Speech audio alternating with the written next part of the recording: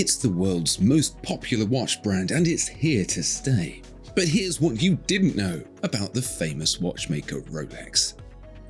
Your watch might be worth more than you think. Get a quick quote to sell your watch at watchfinder.com. The cheapest and simplest Rolex might just be the most iconic it makes. I'm talking about the Oyster Perpetual, a time-only watch that starts off the Rolex collection at around £5,000. Why is this basic watch so iconic?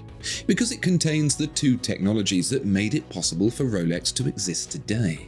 Back when Rolex first got started, it didn't have the expertise or budget to compete with the big players of the day, so it had to think outside the box.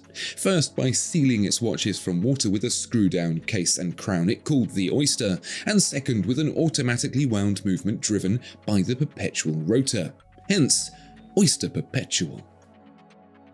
Everybody knows that the best watchmaking nation in the world is Switzerland, and so it makes perfect sense that the best-known watchmaker, Rolex, is from Switzerland too. After all, it says Swiss-made right there on the dial. And if you look through the records, you'll see the brand Rolex was registered in Switzerland in 1920. But it was founded in 1905, 15 years earlier, so what's going on? Well, German founder Hans Wilsdorf actually moved to England in 1903 to create his new watch brand, with the hope of making bank by beating out the terrible English competition. It was only when the First World War started and he had supply chain issues with his Swiss movements that he relocated the brand to Switzerland. One of the fundamental tenets of a Rolex watch is its mechanical movement, a collection of wheels, gears and springs that keep almost perfect timing without a single volt of electricity. It's the soul of the watch, the beating heart, and anything else just won't do. But the game changed in 1969 when Sako introduced the Astron, the first commercially available quartz watch.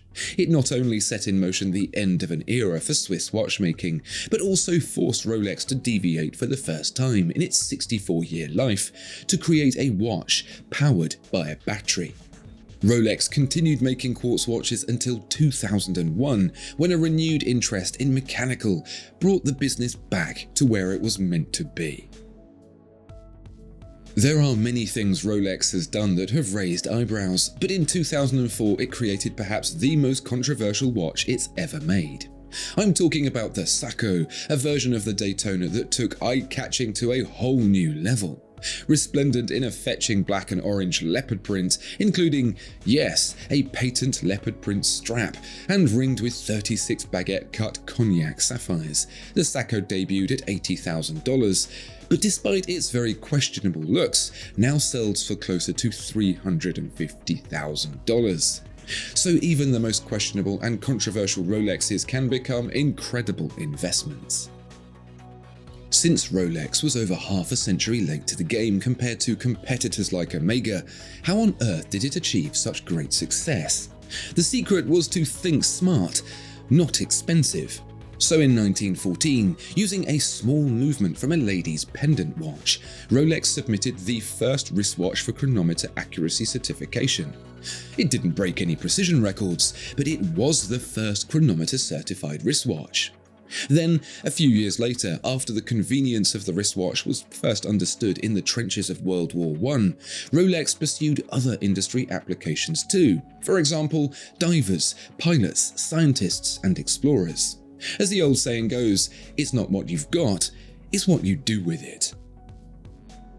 If you want a watch that features the Rolex crown but don't want to spend more than £1,000, you might think you're out of luck, but you'd be wrong. Thankfully, in 1926, Rolex founder Hans Wilsdorf created an affordable version of his fast-growing brand, which he called Tudor. He took Rolex cases, crowns and bracelets, fitted a more affordable movement and put the name Tudor on the dial. The watches were very popular, with customers including the French, American and Canadian navies.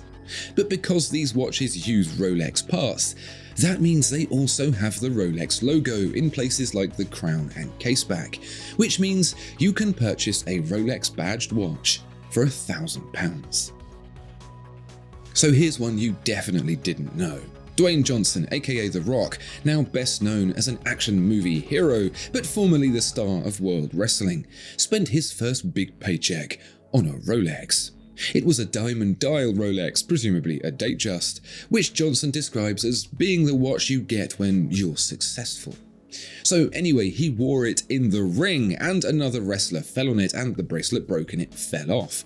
But if you know anything about wrestling, it's that it's definitely real and that you must absolutely stay in character. But Johnson couldn't keep in character, mortified by the damage to his watch, which he collected up from the floor whilst avoiding getting body slammed.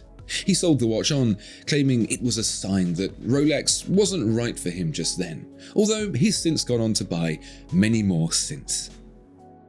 Collaboration watches like Patek Philippe and Tiffany are some of the most desirable in the world, but how about this? A co-branded piece between Rolex and famous pizza chain Dominos. Produced from the late 70s onwards, the watch first came to be when owner Tom Manahan was approached by a franchisee, asking what he could do to earn a Rolex watch like Tom's. Tom set an arbitrary, and what he thought was unachievable, goal of $20,000 of sales in 1 week, and lo and behold, the target was met. Tom gifted the Rolex, and from there worked with Rolex to create a Domino-specific watch. The first were Air Kings with the Dominos logo on the dial, but they've since become Oyster Perpetuals with the logo, thankfully, on the replaceable bracelet. Would you believe that some of the most expensive Rolex watches are complete and utter failures? Collectors like to buy into rare and unusual watches, and some of the rarest and most unusual are those that have quite literally failed.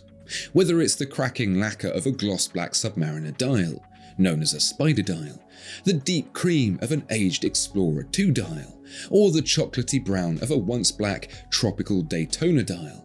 These oddities can fetch hundreds of thousands and even millions at auction. The crazy thing is, those are all effectively manufacturing defects, batches of watches that have been improperly prepared and so have failed over time to create these unusual looks. There are a lot of things that people give credit to Rolex for, and in many cases it's simply not true. Not just through the course of myth and legend, but also very deliberately by design. Rolex founder Hans Wilsdorf was a wily marketing man who knew what he needed to do to be successful. Take the Submariner name, for example. The name submarine had already been used in a waterproof watch a decade earlier by English brand Brook & Son, who forgot to trademark it. Then there's the perpetual self-winding movement, which Rolex claimed to invent.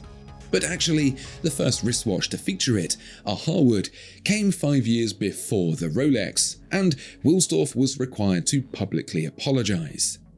He said, "Mr. John Harwood was the inventor of the first self-winding wristwatch, and we apologize for any injury to his feelings." What little known fact do you know about Rolex? Pop it down in the comments below.